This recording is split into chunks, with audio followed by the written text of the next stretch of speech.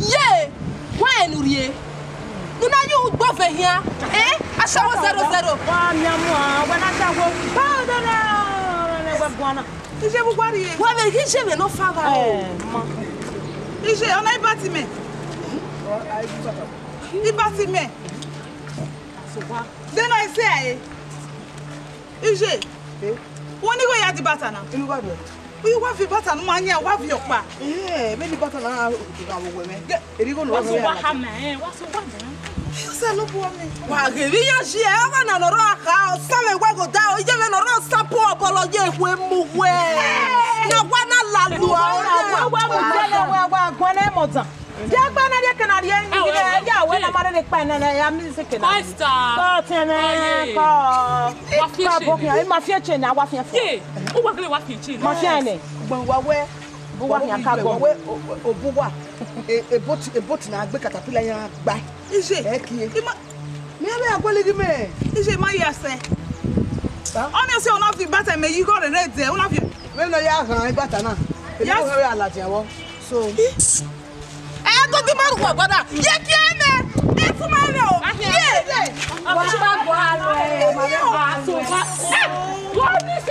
What is it? Dog. Yeah, it's every now with Batani. Every now with Batani. What happened? What? Equal on the red. Yeah, when you are not the celebrate, we ought to me. I put a minute. Whatever, son. Ule, yaga no. Wewe, ave senator ya. Eya here whatever. Ya u guys. Senator we senator. You we for report. Wewe nyo me go. Na we. No. Boy. That's certain, ha. You ma wa. Wewe, ugbe me upgrade. Anyone they are upgrade. Anyone over rat na. Omo para wa tie sopi we are wa gbe sopi ni wa san me po ego da o wa san we go da o ma na se gbe sopi na aron we yeke okedo ni akedo mu la we ni o ma mo yo iya o ma lo yo enia enia na awa san me po ego da o awa san we go da o wa ta gbe wa ka be ne wa mama wa ja so enia o me mo pa na we enia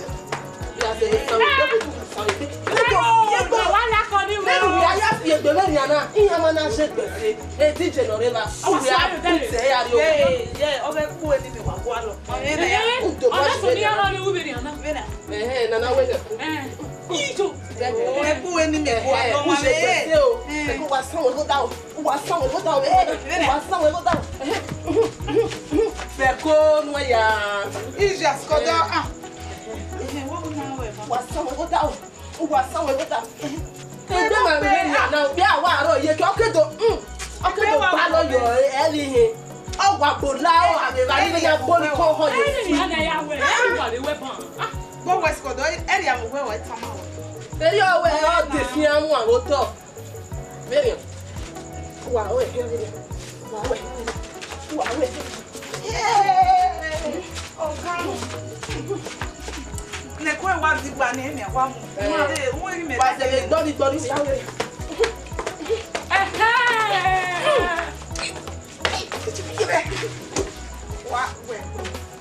wa to ta ile mo mi ni we me na ni ko lo me ma mo ni o oni ni ana be na go gbe wa ya ka wo ni bun iye fa ma na bun le wewe le ri anu okoko ni sa o ko kele ma o na wo ma o Wawe, o we pu ni me kwa lo. O we mo pu ego do la ma ni. E oni, wa yo ni ya yo yin na fi boju. Wa pa. E o we ga ma no pe. Obu iye fa e ma na o isu wa ro wa ma le la e. La re mi ala o.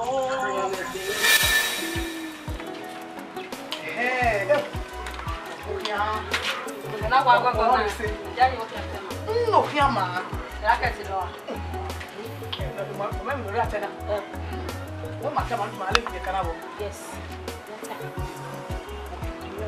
Ne wo you work for one. Kokoma.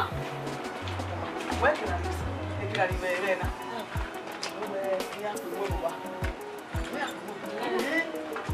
We na we me wo yi. Yo ma bege wo. Wa mo ko yo to. Nyenye kwe. Nya lo mo. Ka.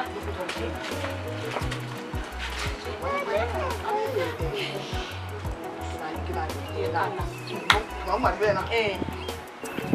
Ya ni wa. Ya ni ituale no ma. Kuna ipena. Ke wo yi we. Wa. We pe ni ana ge. Aba. Akwa pe ra. Asa we tu o da wo. Ya. Me egbe dia. Iya ko ni malagwa. Egwa gbe. E to ba dog me na lo mi, me gwa gbe na. E me tamu na we ona ni pena. Ikuna ro wa yo wa gbe a. Enu wa gbe ha. Ya wo yo ya. Enu wa gbe mi kan ni mi kan ni ri keje ni mi wa ni no fe am. Me wa gwa gbe ba ya.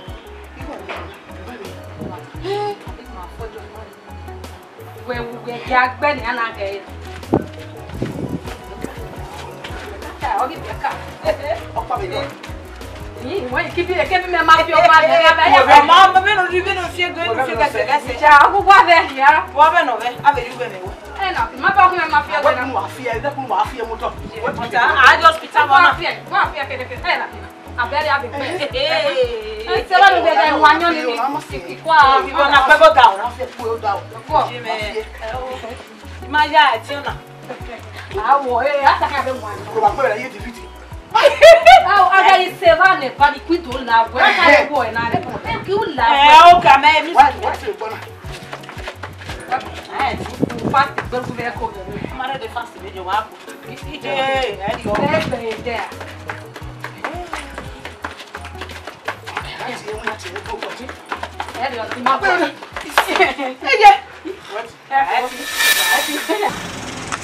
Radio. Ọmọ náà kọ́lì ìbẹ̀ náà wúyẹ wáta mẹ́. Eh, me wa no call we before. Ma so abia. Bọ́ọ̀sì ẹnu náà receive call ìbẹ̀ náà wúyẹ. Receive call. Ẹ bí ọ̀nà pa me wá be notice ẹ náà wẹ̀ ẹ máa wá kọ́lì mẹ́ wọ̀ kí receive the call. Lè bá bẹ̀ ṣe bá ẹ máa ní bú bẹ̀ tá máa mẹ́ wẹ̀ ẹ yàn ká ìwá kọ́lì náà bí mẹ́. A voice of ọba ẹ yàn ọ̀bẹ background ẹ ọ̀gbìn àgùn à lọ sí ẹgbẹ́ náà sẹ́sì nìyẹn. A ko gbon mi pe. Ene gwe tana. Give me receive call phone gwe. Oni we be mure. Oni ogi new system na. Ọwa ma menu we wa yi dun na no siere menu we wa yi ọmọ oge na ọwa manuel lo gumemu wero Aya kia. Oye. Che, mi kere mi noti. Ina ya mi yo sa o se. Yo sa no ko je lo ka. Me wa ge yo sa o. Me o gwe o so be de ka le o wa no. O je ne mi pian, ne ne ku jo to ko. Ona mo ne to to no mo yun. O je o ba pa na wa. E na be na ke. Be na ko gbe. O wo le ti o. Omo ye ma gwe o mi re o pe ni asun. Ina we ma sa. Ọmọ mi ni wa ta na. Ekere we mi. O se be wa le ro yo sa. Ya wa be mi oni. Jo sa ni. Iya I ha no be. Iya I wa mo egbe. Iya pa ne e me lu ka ni ya ni aso. E mi di bi ajo. Iya ki wa ajo. Iya ki ese ani bi ya. E ma ta. Iya wa je mi esu.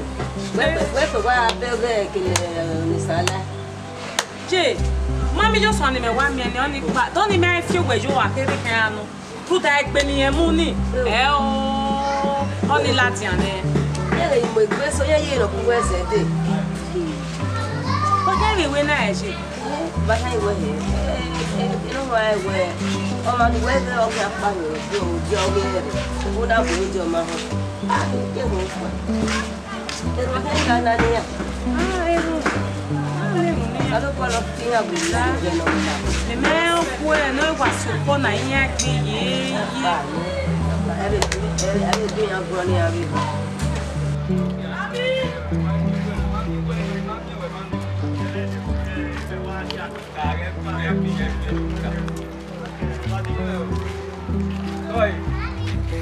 We are going to let me. We are going to live. Bobio. How you doing? Iye ma gbagbo ya. How you doing? Awo iye me, dem na iwe. Unenwe. Ga etobi, uha dole gbe ti eme ju ebubu. Emi aya owe mi e. Iyo. Ale mi wa koje. O mu jane o. Ye, mi Get ma it, ma enjoy. Mo no ti je. o so. Iye me na hira ni a. So, if you want to know where only the man where you wear in the public. La, they don't want to stop it. They know you in the public. So, Mutano Chayon Seva. Oh, we came in the public. Okay, and then my vision and I can work. I will be all your and my vision and I will be all your. Why are you very big again? My vision and discuss why you want So, you don't want to know it. What did you say? Must you look at you back there? I beg you.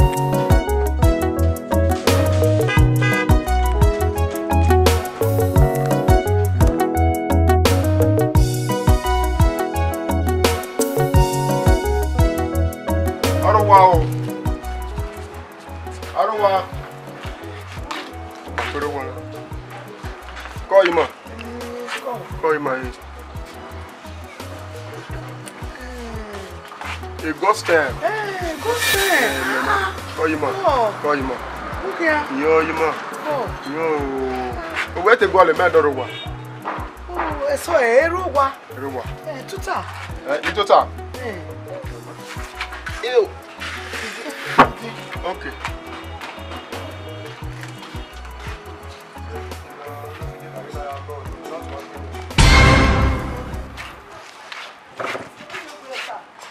Yeah, mama.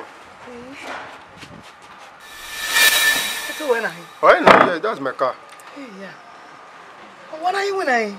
Okay, one of the oil company will don't worry, we don't know. Yeah. Call. Yo. Call. Yo, madam.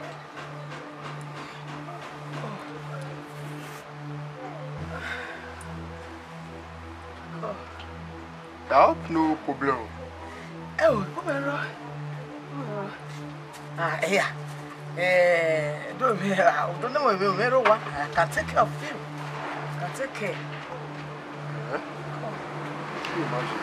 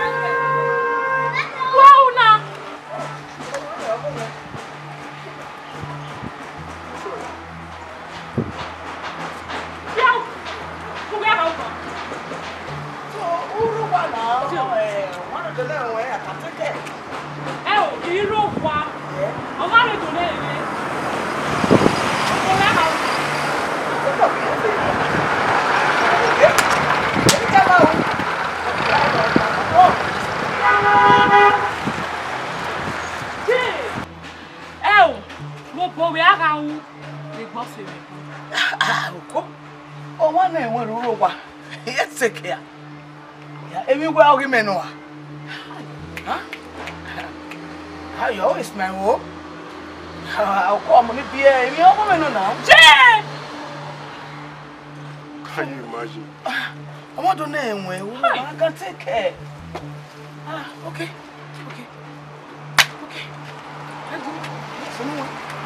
Anyway, alright.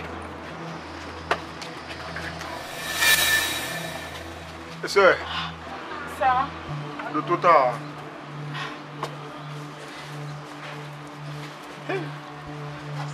Sir, me jere no boni me tu we se wona ko ni mesa. Huh? Ya masha, ya ma. Go log ijwe. No wo re na yitita. Huh? Lare ni ya ma, o ja we amose mu lare si jwe. Understand? Lare du gyo ri we la bien. Du ga ri mi yebe. Igoro. Lare o ko ni. Lo do la. We have joy we na.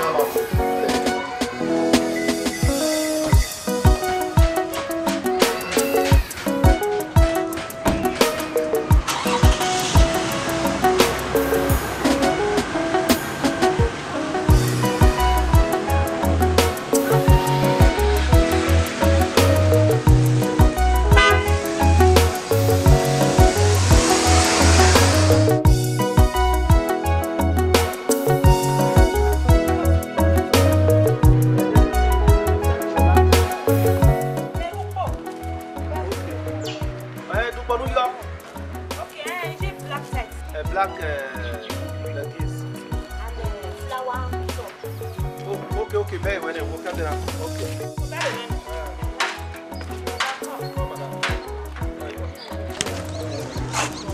Man, it's very beautiful. Yeah, so you not bow well, but me say, so may one first when a minute while we Yeah, madam, funny bit. Why, first one, yes, now.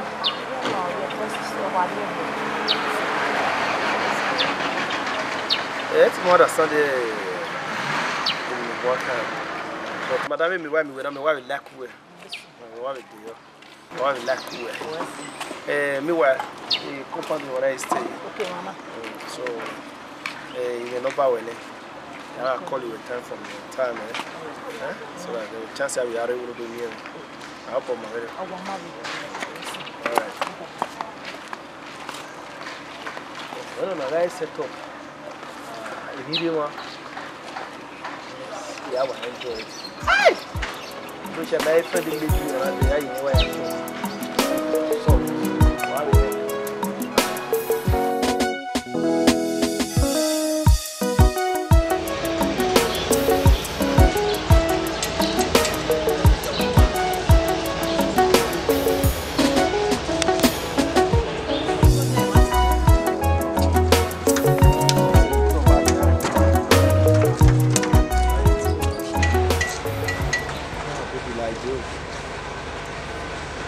Hello. Ah, baby girl. Baby are here. No. Oh, Meritana. No, I have got a very dear. It is a Warabuja. Maybe in the year next week. No problem. Yari apple won't go there. Alright, I love it. We were ready to walk with you. You were done. I don't buy the time you to go red or oh, we all were different. Because really, I joke with different. I be people get out, but I come here with you. They're going to hear you just you know what concern we were. Oh, where okay, you go where did you have one of the Mimiari? Got you. All right.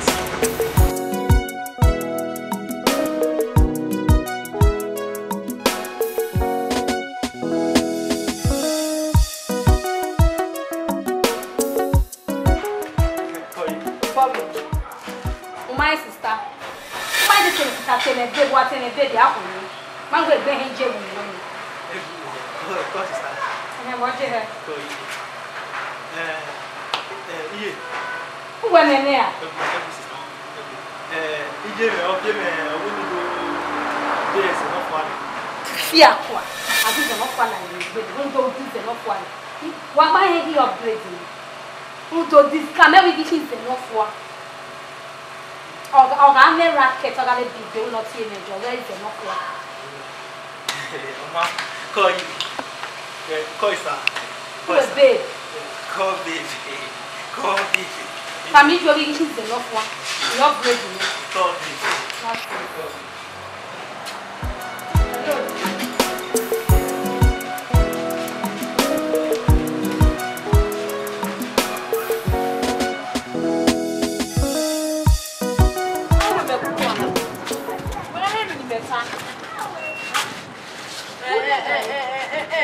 Je la wo woni senu. Yeve na ya huwe mi. We me we do be woman. Iya ku go ri never so. We do live avant. Do live out we be a lot of we yi. Eh igo na mama biere na unta na na ma se ro pan biere. Mama ketene na pa. Ebi ya figure e gometo hu ahin so wo na na. Wo mana live e ku ade e bai. Anya me da what if for we na. Go push we go amoto. Omo na ma bia na ma ne mo na nuwe e tapi. Oh we go dey. Wa push we gun amenu mi e ba de so. Ye. Abega gbon. Oh we go dey tie Igo to na igo na ma si go ri e ri e.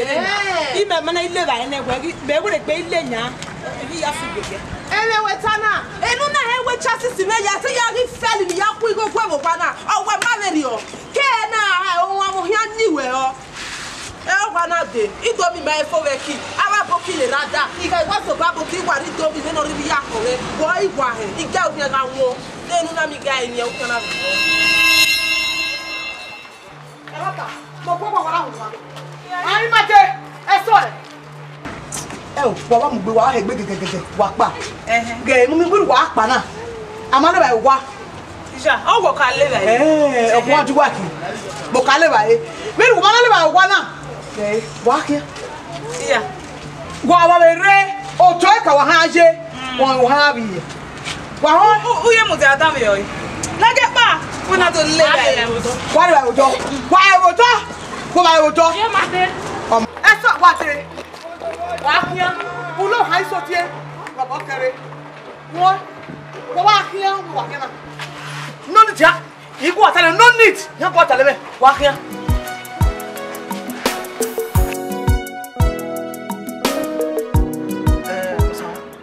Okay, phone in my we ga tani. Where you doing ya?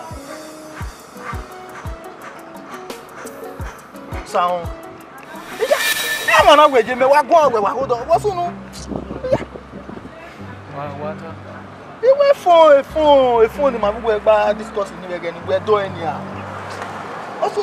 We me go an. Mais toi, mi je me no, ya je mo se na. Mi je mo ya me hin na choda. What's no? Many Jimmy, why I mad like it. We even know that what we went. Can you imagine where he gave me? They know you massive.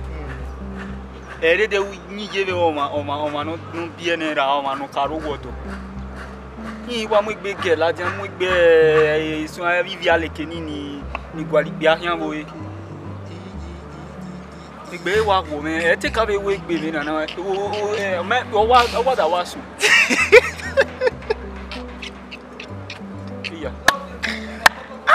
Oh, Metemak Milwaukee. So we are with me, Sana. Oh, my own tell me about Metemak Milwaukee. I get Mata,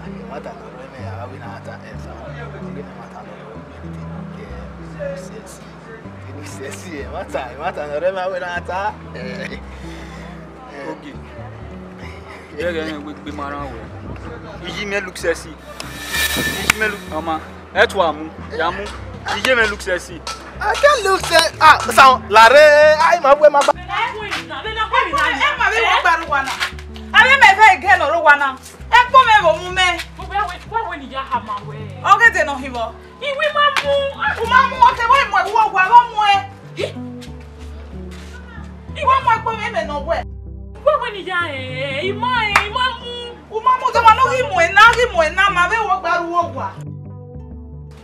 Okay, well, we may just any day.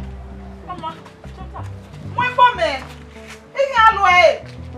Oh, me say me your baby me boy. Yes, hello, boy me. Me your baby me boy. Me I want to give me. Who may your baby?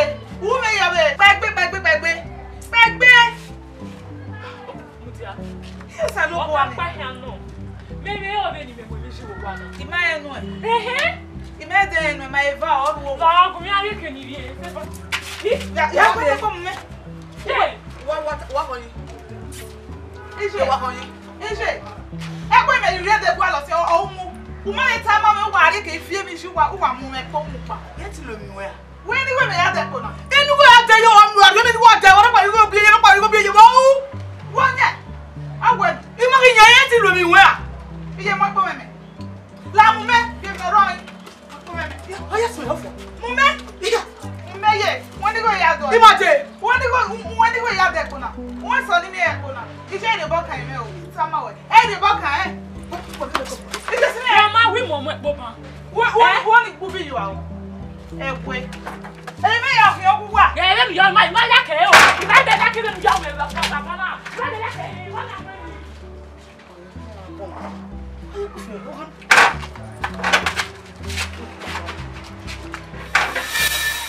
And I also say not here, well, Ladia. Ruda, if you have a family, it might like a now, when you feel with it, if you were here, only say, now we need me, I will need to put them on. Now, if you were here, I am money, where? Imagine. May when where I make me as a wetting. Take me away. Ina to Bomega can answer. Oh, when me, I can say, all you do now. Huh? Ije lawo. Iye imi awe fi were Emma na. Awu nyime na Emma. Iwo na ni mewu we awe. Emma je e disgrace no. We si bude ai. Na varsity ma seni ai. No je mo so kosi. O ame no kwa lowo. Ija, me ma mi no lati amo. Mate me ta mo de we ban. Huh? The next time we're there, where we buy. I'm going to go to the now, do what we do. Made. Ije. He also look one. Very much. Why are you acting? Who has been in my house? I watch all those films or movies. I mean, I like girls wear dress. They wear penaya dress. Hey, president, I do. It's very unusual. I know. Why you want to talk? Why are you? Bill. I can operate like this from local to international. What's now? The guy go with the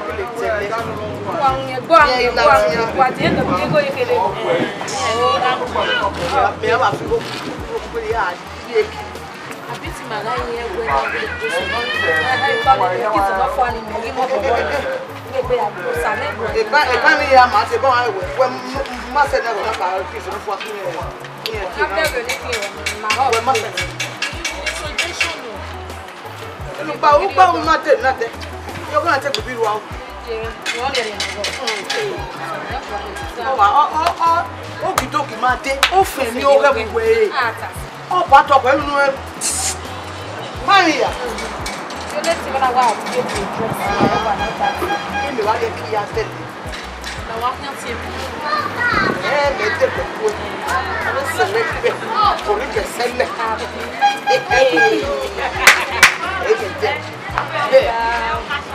I'm not quite going to have to be a little.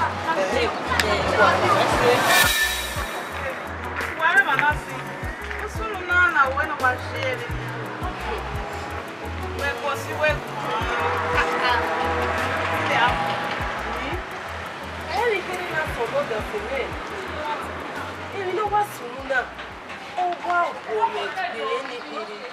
The thing weak my left ear. Let me let me hear it now. E club ni me Jonas. Omo bia ni wa me go bia mi shine ni e go no gba your ball the thing dey shine sparking gold. E man na wa signal na wa ya o me ya signal na wa yo withdraw love yo so na wa me yo mi gere baga. O bia na ona bua o me we ni lai. Me wa ge ni me bagbe ni me ri oni sanko bia na me wa ge kebe no fio wa money sanke. Behold my lovely mother. Yes, I love woman. Ye me agbe me career o. E mata. Ye me agbe me career. You don't mean it. Mama want to my career. Ene kere tele ni mi pa wo. Eh, which way you go along, baba? You go along. If you ask me, where I go ask. Yes, I love baby for nothing. Omo rioge, ije be rioge. You wa go ma see me street. Beg, don't tire. You may get your money.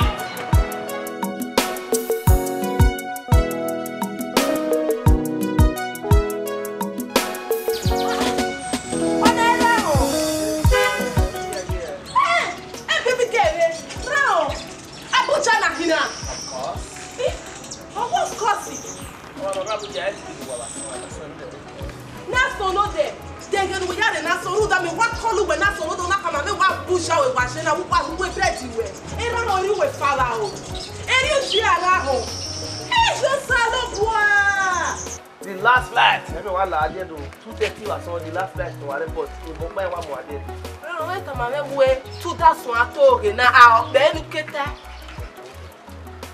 Raho e me ya call we no de unu ego etu we me call we wa Abuja me ba tell we are but see what do get we run a business for around 12 and I was calling her 49 years started to get flight to pay yeah yes I love boy o era ho ma no to oge na o so kwapa no oma me no ise na nya igo ni me no we wege ni e metedo e idori e tama me ko me we go ogwalo money is your problem problem river be me na ya say ya deal okay yeah ya deal last time when say I do why I don't continue with them yeah we power to tara baby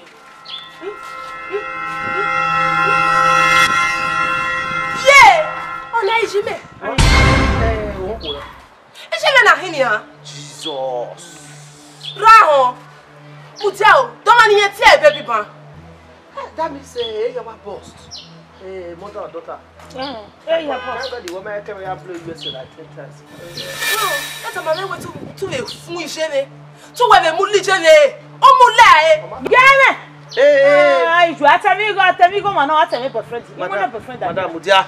We maka me we no baba kan ya be no ba me ku. Ya go no baba. Follow we na the number we. Oh don. Ije. Why you want dance? Ije. O boy phone me. No. E we na the no be boyfriend. Erika. Your former boyfriend. Boyfriend here mo. We no wa na. Wa talo for it. Yeah, mo ri wa sama na. Baby. Hi baby. Emi agwa una. Omo mi se. Why you talo for it? Wa gbera for it. O wo na we bu we. Ni za je na boyfriend da. E package le gi fo. O ga we package le o musia o. O ga we peti le o musiunu. E wa mu we. O gba bu ri go me. Ge gba bu ge gbelu ge lu ge su su. O gba bu ri go me. E na pa na la lo bi ke we na mi go ni me ya. Ikari enu edeji. Ma iri eme. Igo ni hia iri enu e ni aya tu pon ye gbele nítorí enu e. Eku emu we. Uri e. Eku emu we. Ata gwa be ni. O ga le na share we for mo me munya hu. E o munya. O su o ma menu eta. A je gwa be na. Mo gwa ni. Me mu le o. Bravo. Eze de mi here ye. Oye money ni fe ko ya nwa egbe. Ije me na wa ki mo bog ye ke o na wa mi ere. Ije mi wa mi ere. Be wa ya tale na mi ya na be na mi na. Ra. Ale drama ni ya woni. Ruda, me ma shashi. Ya se gba na shi o. Ona e drama. Iwe we ga mi si me le derio. Oye le tin e kwa kwebo. Mudia. We am you gba we yen le no ga shi e. Oye le ta mo ma gbodo. Mudia o. Iwe wa munye gina. Bu ya mo boya na. Meni ya Bi me call guy me asono gbe fie derio. Ona ka ma me we yen ro wa. Eyin na wo ma. Iju wera bu. Oni osime. Na we ni stroke bera wa he. E ho mo pa na we. Ye mi se wa gwe me ni wa ya gwe o. Me wa la compagnie ke me de ku na wa de ku e guy me. No Rabuja. Boyfriend me no we Rabuja. Ni me vi wa ya mo me ni. Masquerade your dance ko compagnie. Masquerade your dance ta compagnie. Je me wa dere. Iju e masquerade. Oui, ami, je me vais derrière au mort ça. Dès ton mari, vous et au tami me ouais, y mi je me mi gay me. Ah, il veut gagner nos hits téléphone. Ou bidan ya kagbe yo e ho. Wo wa ke la dia. I wetin ye here la wa, here la compagnie do ati e boyfriend me baby. Boyfriend we na wa alele. Yeah, me here be derrière. Na no me your mama, your papa na you na relate. Oh, you beg you na wa fiancé ma e unye ma oni e dead be mi me. Eri awa no eri oya de my sister ti ji me ma e me. Yen we sango yen bie yo wa. Emi ni awo ku oni e. Eto ma e me. Eto ma e me wa salo. Ko carry my oye money yours come on like that. Oh, yeah.